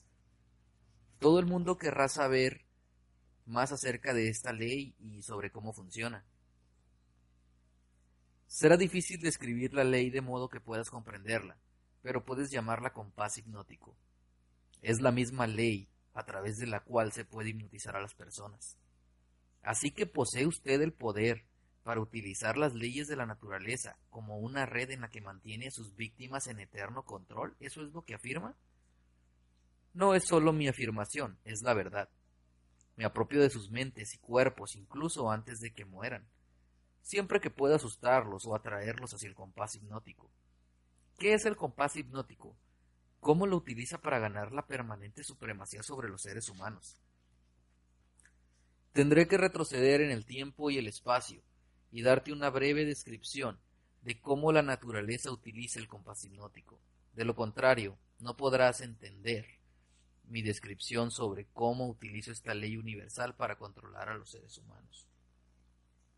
Adelante, Su Majestad, pero mantenga su relato limitado a sencillas ilustraciones que surgen desde el rango de mi propia experiencia y conocimiento de las leyes naturales. Muy bien, haré mi mayor esfuerzo. Tú, por supuesto, sabes que la naturaleza mantiene un perfecto equilibrio entre dos elementos y toda la energía en el universo. Puedes ver que las estrellas y los planetas se mueven con perfecta precisión, cada uno conservando su propio lugar en el tiempo y el espacio. Puedes ver que las estaciones del año van y vienen con perfecta regularidad. Puedes ver que un roble crece a partir de una bellota y que un pino crece a partir de la semilla de sus ancestros. Una bellota nunca produce un pino y la semilla de un pino nunca produce un roble. Estas son cosas simples que cualquiera puede entender. Lo que no podemos ver es la ley universal a través de la cual la naturaleza mantiene un perfecto equilibrio a lo largo de una miríada de universos. Tú, criatura atada a la tierra, tuvieron una momentánea visión de esta gran ley universal cuando Newton descubrió que ésta mantiene a tu tierra en posición y provoca que todos los objetos materiales sean atraídos hacia el centro de la tierra. Él la llamó la ley de la gravedad. Sin embargo, no fue más allá en su estudio de la ley. Si lo hubiera hecho, hubiera descubierto que la misma ley que mantiene a tu tierra en posición y que ayuda a que la naturaleza mantenga un perfecto equilibrio sobre las 4 dimensiones en las que se encuentran contenidas la materia y la energía, Es la red con la que atrapo y controlo las mentes de los seres humanos. Cuénteme más sobre esta sorprendente ley del compás hipnótico, Su Majestad. Como ya lo he afirmado, existe una forma universal de energía con la que la naturaleza mantiene un perfecto equilibrio entre toda la materia y energía. Esta hace un uso especializado de su material universal de construcción, dividiéndolo en diferentes longitudes de onda. El proceso de desintegración se lleva a cabo a través del hábito. Comprenderás mejor lo que estoy tratando de transmitir si lo comparo con el método mediante el cual aprendemos a tocar música. Al principio las notas se memorizan en la mente, después se relacionan entre sí a través de la melodía y el ritmo. Por repetición, la melodía y el ritmo se fijan en la mente. Observa cómo el músico debe repetir sin descanso una melodía antes de dominarla. A través de la repetición, las notas musicales se mezclan y entonces tienes la música. Cualquier pensamiento que la mente repite una y otra vez es a través del hábito. Crea un ritmo sistemático. Los hábitos indeseables pueden romperse. Estos deben romperse antes de adoptar las cadenas del ritmo. ¿Me sigues? Sí, Su Majestad. Bien, para proseguir, el ritmo es la última etapa del hábito. Cualquier pensamiento o movimiento físico que se repite una y otra vez del principio del hábito alcanza finalmente la cadencia del ritmo. Entonces el hábito no se puede romper porque la naturaleza se apropia de él y lo hace permanente. Es como un remolino en el agua. Un objeto puede flotar indefinidamente hasta que es atrapado por un remolino. Entonces es obligado a dar vueltas y vueltas. Pero no puede escapar. La energía con la que las personas piensan se puede comparar con el agua de un río. Así que esta es la manera en la que usted toma el control de las mentes de las personas, ¿cierto, Su Majestad?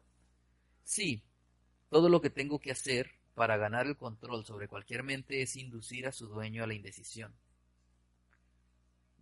Debo entender que el hábito de la indecisión es el mayor peligro a través del cual las personas pierden la prerrogativa o el privilegio de pensar por sí mismos y forjar sus propios destinos terrenales. Eso y mucho más. La indecisión es también el hábito a través del cual me apropio de sus almas después de renunciar a sus cuerpos físicos. Entonces, la única manera en la que un ser humano puede ser salvado de la aniquilación eterna es manteniendo el control sobre su propia mente mientras él está sobre esta tierra, ¿es verdad? Has definido la verdad perfectamente. Aquellos que controlan y utilizan su propia mente escapan de mi red. Atrapo a los demás de manera natural como el sol que se pone en el occidente. ¿Es todo lo que hay sobre el asunto de ser salvado de la aniquilación eterna? ¿No tiene que ver con salvar a las personas aquello a lo que usted llama su oposición? Puedo ver que piensas con mucha profundidad. Mi oposición, el poder que ustedes, criaturas atadas a la tierra, tiene todo que ver con salvar a las personas de la aniquilación eterna y, por esa razón, es mi oposición quien otorga al ser humano el privilegio de utilizar su propia mente. Si utilizas ese poder manteniendo el control sobre tu mente, entonces te conviertes en parte de ella al renunciar a tu cuerpo físico. Si te niegas a usarlo, entonces yo adquiero el privilegio de aprovechar la renuncia a través de la ley del compás hipnótico. ¿Cuánto de la persona toma al ganar el control sobre ella, Su Majestad? Todo lo que queda después de que deja de controlar y utilizar su propia mente. Pregunta, en otras palabras, cuando gana el control sobre una persona se apropia de lo que queda de su individualidad hasta el momento en que renuncia a utilizar su propia mente, ¿es correcto? Sí, así es como trabajo. Pregunta, Su Majestad, ¿qué hace usted con las personas a las que controla antes de morir? ¿Qué utilidad tienen para usted mientras están vivas? Las utilizo, o aquello que queda después de tomar el control, como propagandistas que me ayuden a preparar las mentes de otros a entrar en la indecisión. Pregunta, ¿no solo incita a las personas a destruir su poder para controlar sus propias mentes, sino que las utiliza para ayudarle a atrapar a otros? Sí, no doy oportunidad a que escapen de mí. Volvamos al asunto del compás hipnótico, Su Majestad. Dígame más sobre cómo funciona esta ley Muéstreme cómo utiliza a los individuos para que lo ayuden a controlar a otros. Quiero saber algo sobre la forma más efectiva en que lo utiliza. Oh, eso es fácil. Lo que más me gusta es llenar la mente de las personas con miedo. Una vez que lleno la mente de miedo, no se me dificulta hacer que divague hasta haberlo atrapado en la red del compás hipnótico. ¿Qué miedo humano sirve mejor a su propósito? El miedo a la muerte. ¿Por qué el miedo a la muerte es su arma favorita, Su Majestad? Porque nadie sabe y porque la naturaleza misma de las leyes del universo, nadie puede probar en definitiva lo que sucede después de la muerte. Esta incertidumbre aterra a las personas. Las personas que entregan su mente al miedo, cualquier tipo de miedo, se rehúsan a utilizar sus mentes y comienzan a divagar. Finalmente entran al torbellino del compás hipnótico, del que quizás nunca escapen. Pregunta, ¿entonces no le interesa lo que los líderes religiosos piensen o digan de usted cuando hablan de la muerte? No mientras digan algo. Si las iglesias dejaran de hablar de mí, mi causa recibiría un severo revés. Todo ataque contra mí afianza el temor de los demás, de las mentes que están siendo influidas por este miedo. Verás, la oposición es aquello que evita que algunas personas divaguen. Supongo que no se rindan a ella. Dado que afirma que las iglesias ayudan en lugar de obstaculizar su causa, dígame, ¿qué le preocuparía a usted? Mi única preocupación es que algún día aparezca sobre la tierra un verdadero pensador. Pregunta, ¿qué pensaría si apareciera un pensador, Su Majestad? ¿Me preguntas qué sucedería?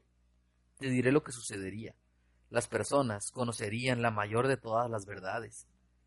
Que el tiempo que pasan temiéndole a algo, si fuese revertido, les daría todo lo que quieren del mundo material y les salvaría de mí después de la muerte. ¿No vale la pena pensarlo? Pregunta, ¿qué está evitando que un pensador así aparezca en el mundo? El miedo a la crítica. Quizá te interese saber que el miedo a la crítica es la única arma efectiva que tengo para fustigarte. Si no tuvieras miedo de publicar esta confesión después de habérmela arrancado, perdería mi reino terrenal. Y si lo sorprendiera y la publicara, ¿cuánto tiempo pasaría para que perdiera su reino? Solo lo suficiente para que una generación de niños creciera para comprenderlo.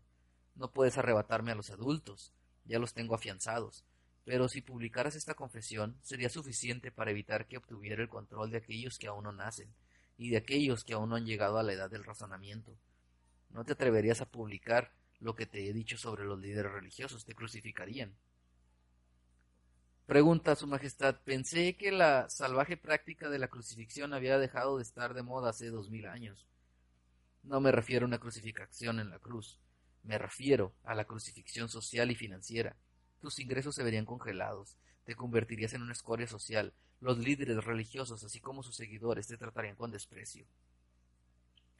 Supongamos que decido arriesgarme con aquellos pocos que pretenden utilizar sus propias mentes, en vez de asustar a las masas que no lo hacen, las masas de las que usted reclama el 98%.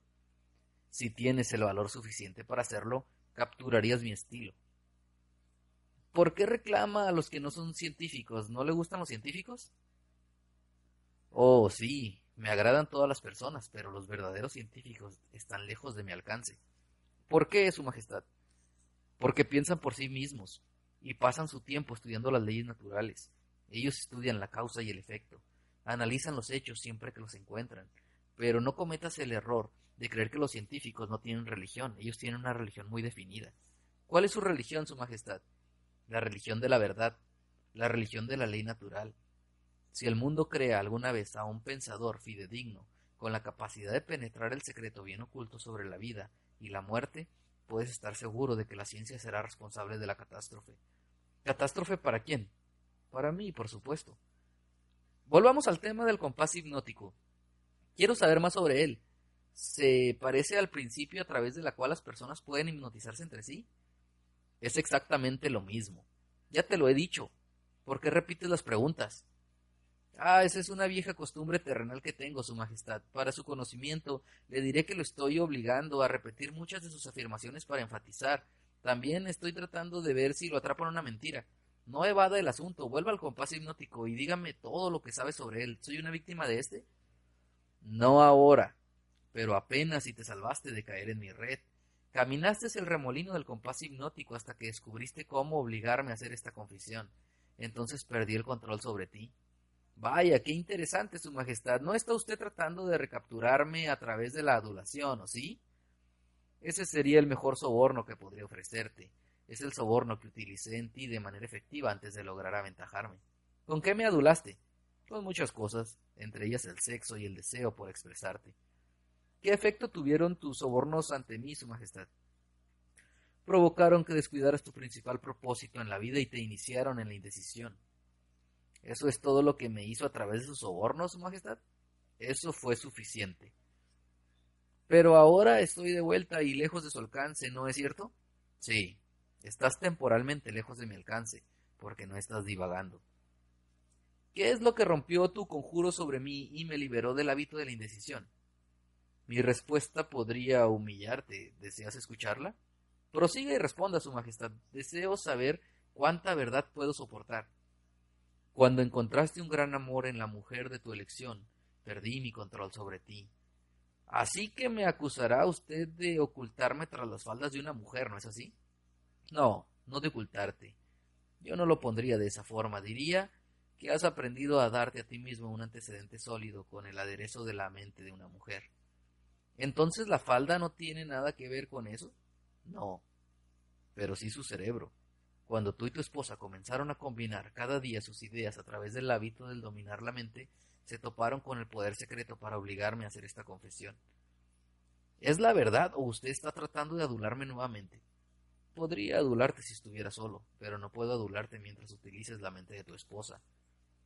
Estoy empezando a ser consciente de algo importante. Comienzo a comprender lo que quería decir el escritor en ese pasaje en la Biblia que sustancialmente dice: cuando dos o más se reúnen y piden cualquier cosa en mi nombre, deberá ser concedido. Es verdad, entonces, que dos mentes son mejor que una sola. No solo es verdad, es necesario para que alguien pueda tener un contacto continuo con el gran almacén de la inteligencia infinita, donde se encuentra almacenado todo lo que es, lo que fue y lo que puede ser. ¿Existe tal almacén? Si no existiera, no estarías ni podrías estarme humillando con esta tonta confesión forzada. ¿No es peligroso darle esta clase de información al mundo, Su Majestad? Claro que es peligroso para mí. Si fuese tú, no la divulgaría. Volvamos ahora a la técnica a través de la cual aseguras en tus víctimas el hábito de la indecisión. ¿Cuál es el primer paso de un indeciso debe dar para romper con el hábito?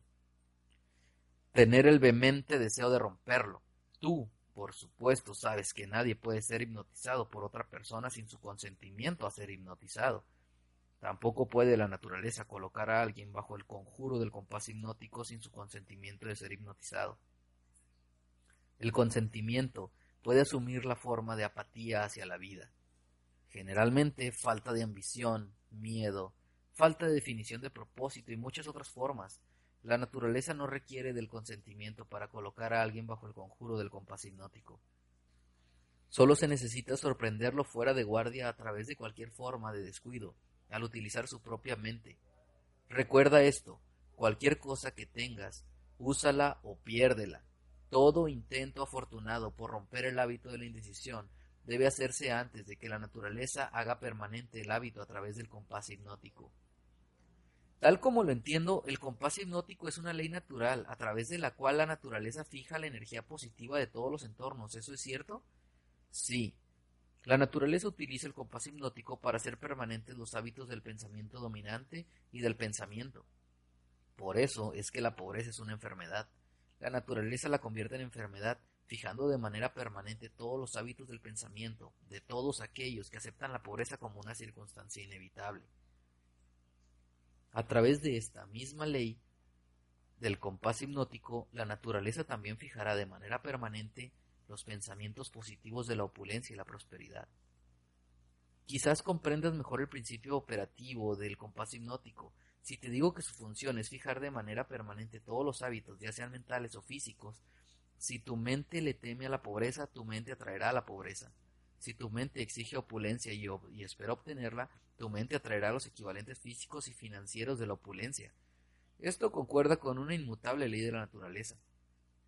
Pregunta, Su Majestad, el escritor de esa frase de la Biblia: sea lo que sea que un hombre siembre, eso tendrá que recoger, ¿tenía en mente esa ley de la naturaleza? No podía tener otra cosa en mente. La afirmación es correcta. Puedes ver evidencia de su verdad en todas las relaciones humanas.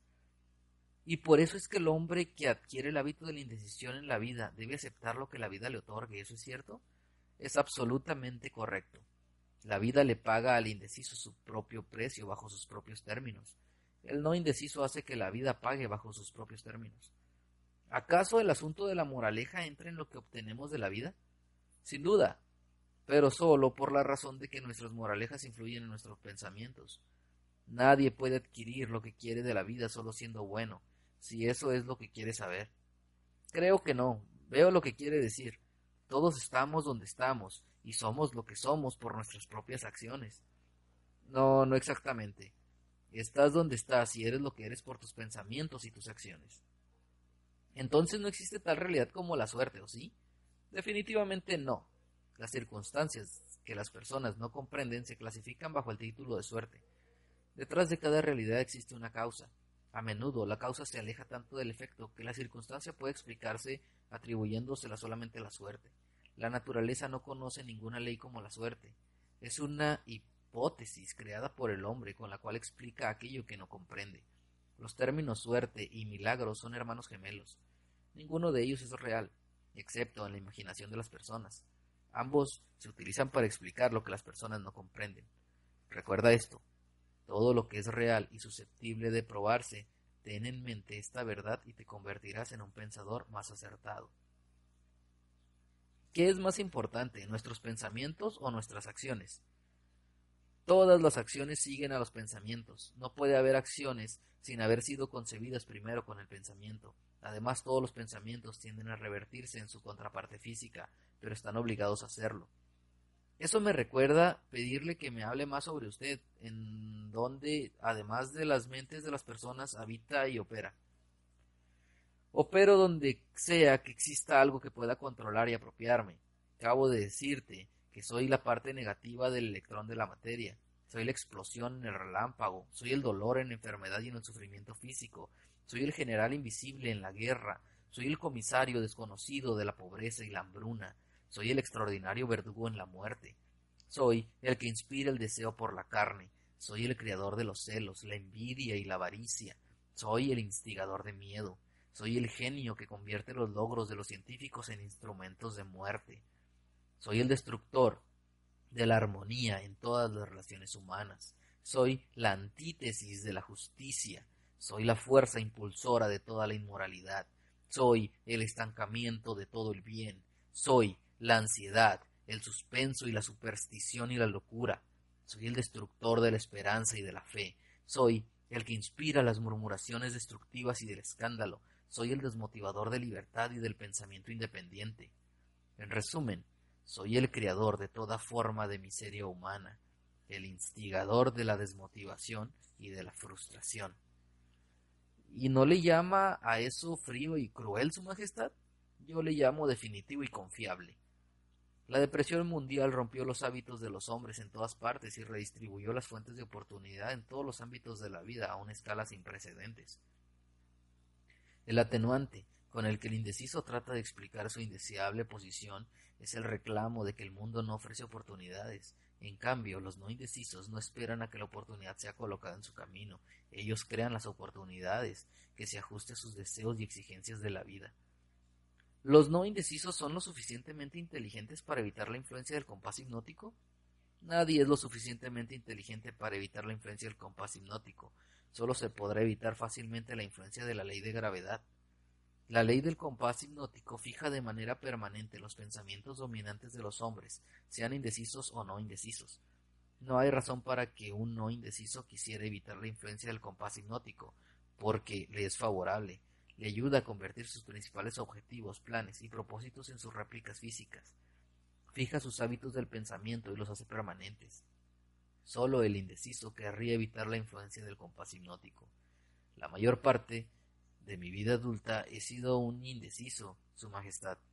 ¿Cómo es que escapé a ser arrestado por el remolino del compás hipnótico? No has escapado. La mayor parte de tus pensamientos y deseos dominantes desde que alcanzaste la vida adulta ha sido un deseo bien definido y decidido por entender todas las potencialidades de la mente. Quizá divagaste en pensamientos de menor importancia, pero no lo hiciste con este deseo. Por no haber divagado, estás ahora registrando un documento que te brinda exactamente lo que tus pensamientos dominantes exigían de la vida. Pregunta, Su Majestad, ¿por qué su oposición no utiliza el compás hipnótico para hacer permanentes nuestros pensamientos más altos y nuestras acciones más nobles? ¿Por qué su oposición le permite utilizar esta maravillosa fuerza como un medio para atrapar a las personas en una red de maldad tejida por sus propios pensamientos y acciones?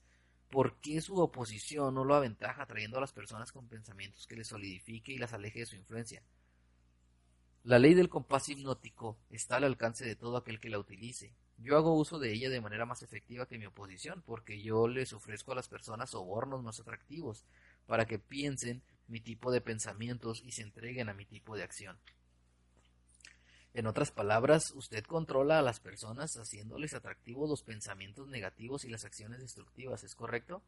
Esa es la idea exactamente.